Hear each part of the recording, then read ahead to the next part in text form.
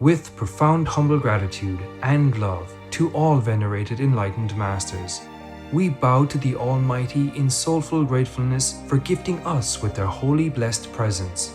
May all beings be awakened by their divine grace. Part 4 of 4.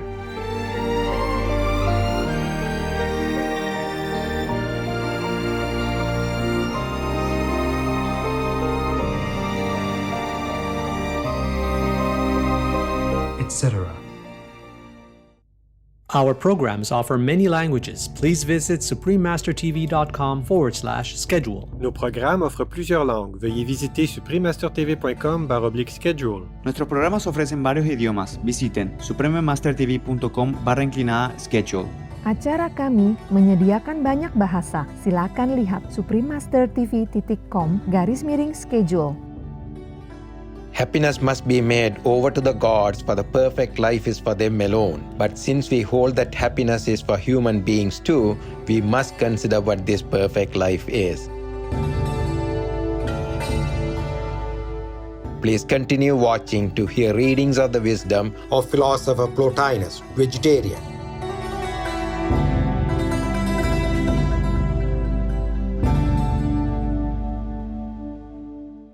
Vegan side effect. Others will find you more interesting.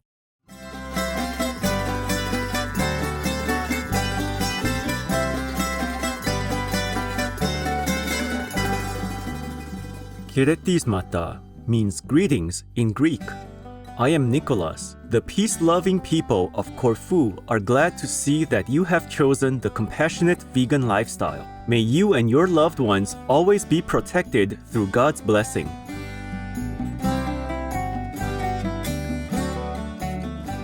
Welcome to our show, excerpts from the Six Enneads by Plotinus, vegetarian, on true happiness, part 1 of 2, on words of wisdom.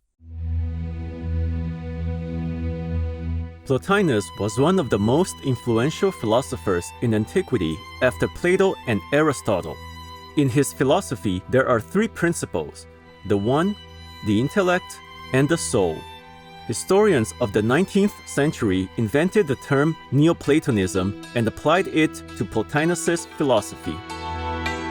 His metaphysical writings have inspired centuries of Islamic, Jewish, Christian, and Gnostic metaphysicians. The issue of happiness is one of Plotinus's greatest imprints on Western thought, as he was one of the first to introduce the idea that happiness is attainable only within consciousness. From all accounts, his personal and social life exhibited the highest moral and spiritual standards. He disliked talking about his own life, disapproved of meat, and refused medications containing animal substances.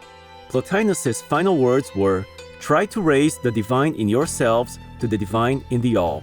Long before his physical departure from this world, the philosopher entrusted 2 of his closest disciples, Porphyry and Emilius, with the extensive task of collecting, revising, and compiling his writings. Thus, the Six Enneads was published to share Plotinus's precious insights with countless generations. It consists of 54 treatises varied in length, arranged in 6 sets of 9, or Ennead, in 3 volumes.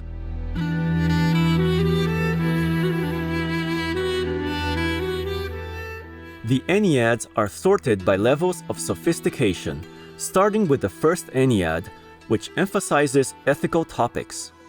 Today, we are delighted to share with our intelligent viewers a beautiful gem selected from the Six Enneads by Plotinus, vegetarian, the first Ennead, 4th tractate on true happiness.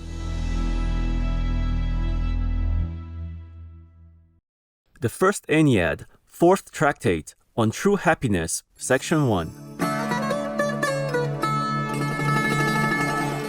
Are we to make true happiness one and the same thing with welfare or prosperity, and therefore within reach of the other living beings as well as ourselves? There is certainly no reason to deny well-being to any of them as long as their lot allows them to flourish unhindered after their kind.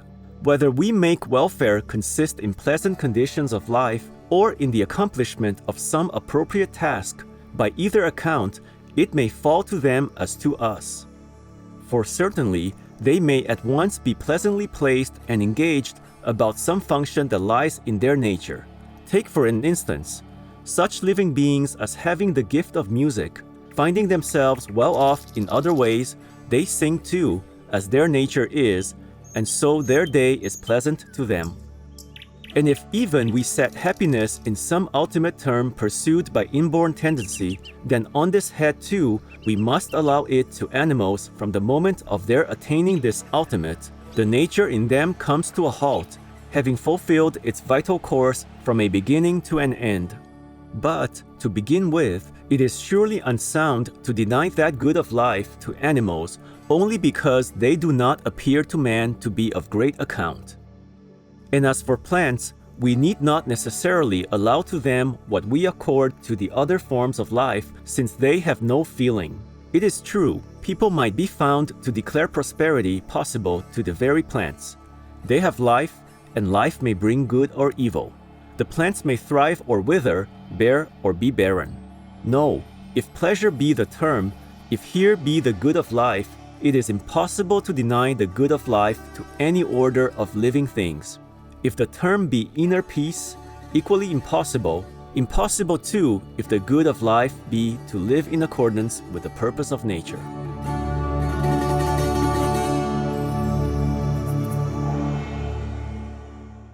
The First Ennead, Fourth Tractate, on True Happiness, Section 2. Those that deny the happy life to the plants on the ground that they lack sensation are really denying it to all living things. By sensation can be meant only perception of state, and the state of well-being must be good in itself quite apart from the perception. To be a part of the natural plan is good whether knowingly or without knowledge.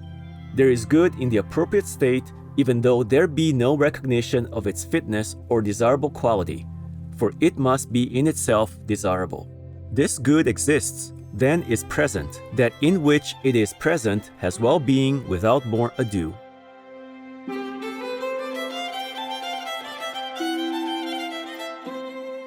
The First Ennead, Fourth Tractate, on True Happiness, Section 3. Now, if we draw no distinction as to kinds of life, everything that lives will be capable of happiness, and those will be effectively happy who possess that one common gift of which every living thing is by nature receptive. We could not deny it to the irrational whilst allowing it to the rational. If happiness were inherent in merely being alive, the common ground in which the cause of happiness could always take root would be simply life. Here, let it be said concisely that since all living things proceed from the one principle, but possess life in different degrees, this principle must be the first life and the most complete.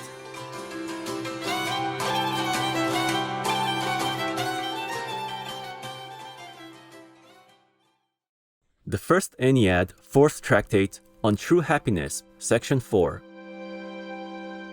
If then the perfect life is within human reach, the man attaining it attains happiness. If not, happiness must be made over to the gods, for the perfect life is for them alone.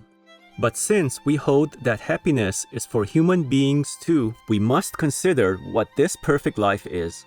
We say rather that while in some men it is present as a mere portion of their total being, in those, namely, that have it potentially, there is too the man already in possession of true felicity, who is this perfection realized, who has passed over into actual identification with it.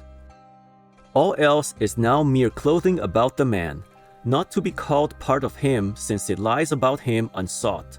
Not his because not appropriated to himself by any act of the will. To the man in this state, what is the good? He himself by what he has and is, and the author and principle of what he is and holds is the supreme, which within itself is the good, but manifests itself within the human being after this other mode. The sign that this state has been achieved is that the man seeks nothing else. What indeed could he be seeking? Certainly none of the less worthy things, and the best he carries always within him. He that has such a life as this has all he needs in life. Once the man is a sage, the means of happiness, the way to good, are within, For nothing is good that lies outside him.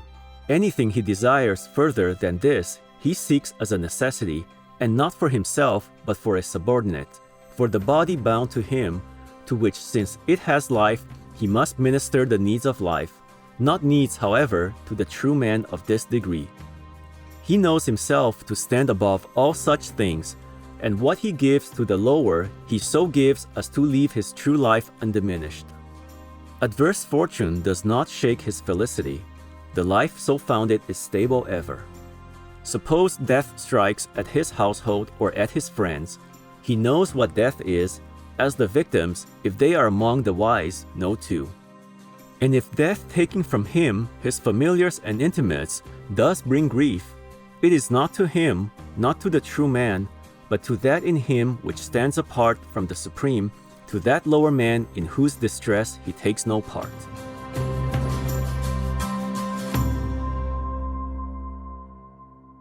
Research from the UN Development Programme and Oxford University found that 43% of the UK public would support policies to promote a plant-based diet as a climate solution. The Honourable Christina Rees, vegan.